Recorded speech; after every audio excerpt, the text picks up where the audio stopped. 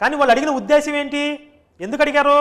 ఇలాంటి ఒక unexpected situation ఎదురైతే ఆమె ఎలా హ్యాండిల్ చేస్తుంది, ఎలా ప్రతిస్పందిస్తుంది, ఆమె మెంటల్ స్టెబిలిటీ ఏమిటి? ఎందుకంటే ఒక జిల్లాని ఆమె చేతిలో పెడుతున్నారు, ఒక జిల్లాని మొత్తాన్ని కంట్రోల్ చేయాలి. మరి అంత ఉన్నత బాధ్యతలు స్వీకరిస్తున్నటువంటి అమ్మాయి యొక్క మానసిక పరిపక్వత ఎలా ఉంది?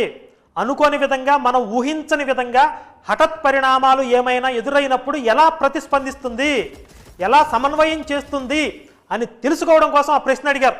ఆమె ఒక్క క్షణం నిర్ఘాంతపోయినా మళ్ళీ తేరుకుని, అయ్యా మరి మీరు నేను మనం అందరం పుట్టుకొచ్చినటువంటి జన్మస్థానం, మాతృస్థానం అక్కడ ఉన్నది అని చెప్పింది సమాధానం ఆవిడ. ఎంత చక్కగా ఉంది. అలాగే ఇక్కడ ఋషి స్థానంలో ఉన్నారు వీళ్ళు. ఋషులంటే సామాన్యులు కాదు, మంజునాథుడి కన్నా గొప్పవాళ్ళు, ఆదిశంకరుల కన్నా గొప్పవాళ్ళు, అర్జునుడి కన్నా గొప్పవాళ్ళు, వేదకాలంలో ఉన్నటువంటి ఋషులు వాళ్ళు.